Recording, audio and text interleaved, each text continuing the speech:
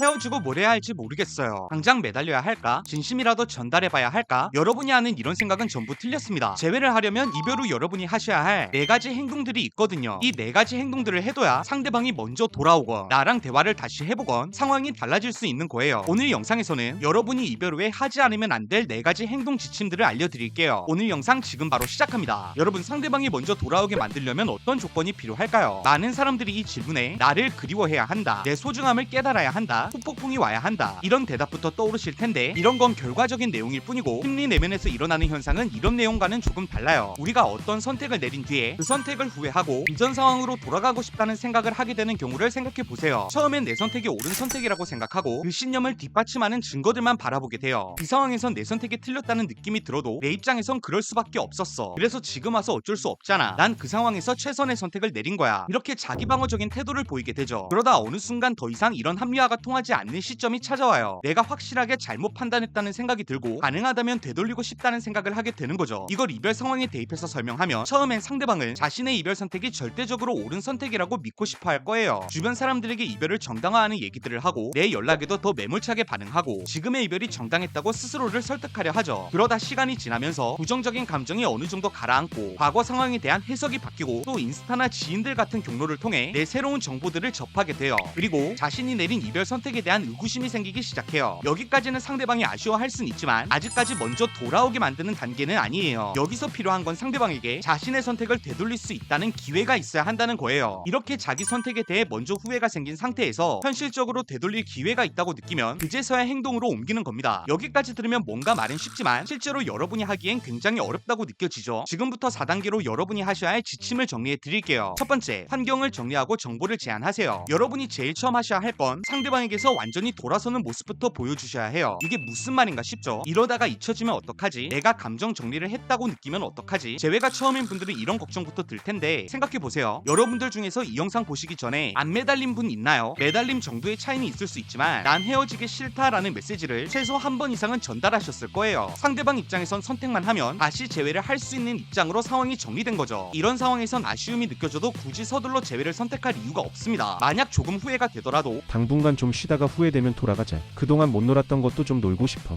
이런 여유 속에서 이별 후에 시간을 보내게 되는 거예요. 그러다 보면 어떤 상황이 생기냐면 헤어져도 힘들지 않네? 굳이 내가 돌아갈 필요가 있을까? 이런 감정이 생겨버리는 거예요. 상대방 감정이 불안해질 수 있었던 상황이 내 태도로 인한 안정감 속에서 시간을 보내며 사라진다는 거예요. 우리가 이런 상황을 만들지 않기 위해선 내 마음이 어떤 상태건 상대방이 내 감정 상태에 대해 확신을 가지지 못하게 만들어야 해요. 이때까지 여러 차례 매달려서 상대가 여전히 나를 좋아할 거야 라고 생각하다가도 현재의 내 태도를 보면서 혹시 얘도 완전히 포기한 걸까 라는 생각까지는 하도록 만들어야 한다는 거죠. 이 과정에서 여러분이 하실 만한 고민이 오히려 상대방 마음을 더 편하게 만들어주는 거 아닐까? 이런 생각들인데, 여러분 입장에선 나는 이렇게 힘든데 상대방은 마음 편하게 지내는 상황을 받아들이기도 어렵고 계속 나를 신경 쓰게 만들어야 하는 게 아닐까라는 생각이 들 수 있어요. 근데 절대 아니에요. 상대방 마음을 불편하게 하려고 여전히 힘들어하고 미련을 가지고 있다는 모습을 보여주는 게 오히려 내 가치를 더 떨어뜨리는 선택이에요. 이별을 경험했다면 먼저 상대방의 흔적들을 내가 지우고 먼저 확실하게 돌아서는 모습부터 보여줘야 해요. 두 번째, 상대방 선택에 대한 의구심을 남겨야 해요. 여러분이 먼저 돌아서는 모습들을 보여줬다면 그 다음 단계는 상대방의 이별 선택에 대한 의구심을 남겨줘야 해요. 이 개념이 좀 생소하실 수 있는데 쉽게 설명하면 감정적 선택은 대부분 이성적이고 합리적인 사고 과정을 통해 내리는 것이 아니에요. 그 선택을 내리는 순간에 자신이 굉장히 이성적인 선택을 내렸다고 생각하지만 대부분 감정적인 선택을 내린 뒤에 그럴듯한 합리화를 하는 식이죠. 그래서 따져보면 선택을 내리는 과정에서 오류가 굉장히 많아요. 우리는 이 선택 과정의 오류를 짚어줌으로써 자신의 선택에 대한 의구심을 가지도록 만들 거예요. 근데 이걸 우리가 이별 당시에 얘기해도 어차피 상대방은 받아들이지 않고 부정하겠죠. 그래서 먼저 돌아서는 모습부터 보여주고 나서 그 뒤에 의구심을 남겨주는 거예요. 그런데 여기서 여러분이 실수하시는 게 뭐냐면 상대방의 이별 논리를 토론처럼 반박하려 한다는 거예요. 예를 들면 경제적 상황 때문에 너랑 결혼할 수 없고 그래서 우리는 헤어지는 게 맞아. 이런 말을 들으면 경제적 상황이 생각만큼 나쁘지 않다는 얘기를 하려 한다는 거죠. 물론 정말 경제적인 이유로 이별한 커플이라면 이런 해결책이 도움이 될 수 있지만 솔직히 이렇게 말하는 커플 중에서 진짜 경제적 상황 딱 하나의 이유로 이별하는 커플들은 거의 없을 거예요. 이별 논리는 어떤 방식으로든 합리화를 할 수 있어요. 만약 A라는 이유로 이별을 말해서 내가 A에 대한 명확한 해결책을 내놔도 사실 B라는 이유도 있다고 얘기해버리면 내가 말한 해결책은 무의미해지는 경우가 많아요. 그래서 우리는 좀 더 관계의 본질적인 의미에 대해서 의구심을 심어줄 거예요. 나를 이렇게 생각해주는 사람을 이런 이유로 헤어지는 게 맞을까? 이런 생각을 하도록 만드는 거예요. 여기서 여러분이 하실 수 있는 방법이 뭐냐면 내가 꿈꿨던 미래에 대한 얘기를 들려주시는 거예요. 제가 실제로 많이 쓰는 예시 한 가지를 말해드리면 나는 너랑 이런 미래를 꿈꿨고 그 미래에서 나는 너한테 이런 모습이 되어주고 싶었어.